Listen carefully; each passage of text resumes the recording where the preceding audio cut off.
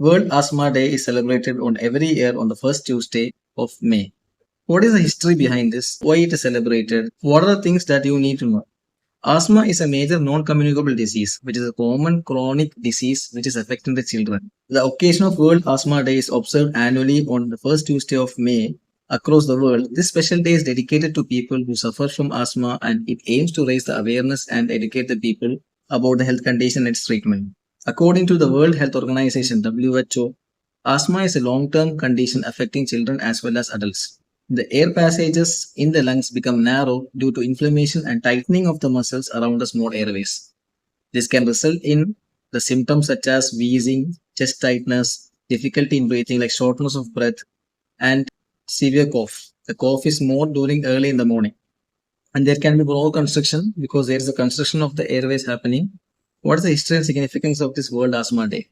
World Asthma Day is an annual event organized by the Global Initiative for Asthma, that is GINA. Global Initiative for Asthma, GINA, which aims to improve the asthma awareness and care for the patients around the world. The day was founded in the year 1933 and is organized by GINA to spread the awareness about asthma globally. WHO states that asthma is often underdiagnosed and undertreated, especially in low and middle income countries. It cannot be cured, but good management with inhaled medications can control the disease and enable people with asthma to enjoy a normal active life. So prevention is better than cure here. What are the facts about asthma? The WHO states that asthma affected an estimated amount of around 262 million people in 2019, and it caused around 4,55,000 deaths in the year 2019. Most asthma-related deaths occurred in low and middle income countries where there is an underdiagnosis and undertreatment, which made as a challenge for them. And people with undertreated asthma lead to sleep disturbances, they feel tiredness in the day. And urbanization is associated with increased prevalence of asthma, probably due to their multi-lifestyle factors. They can have many other factors which can lead to increase in the prevalence of asthma. And exposure to a range of environmental allergens.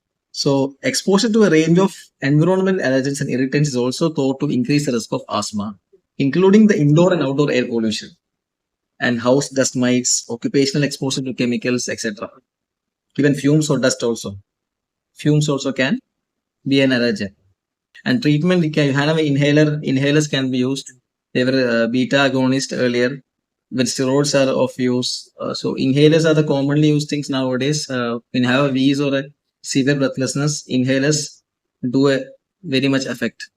Then we have a commonly used drug, deriphyllin, theophylline derivatives. So the treatment goes on, but prevention is better than cure.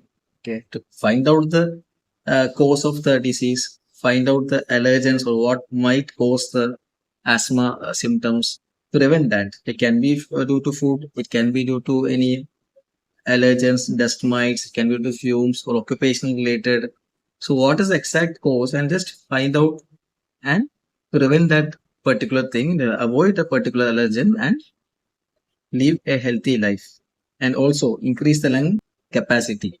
But the lung capacity should be good enough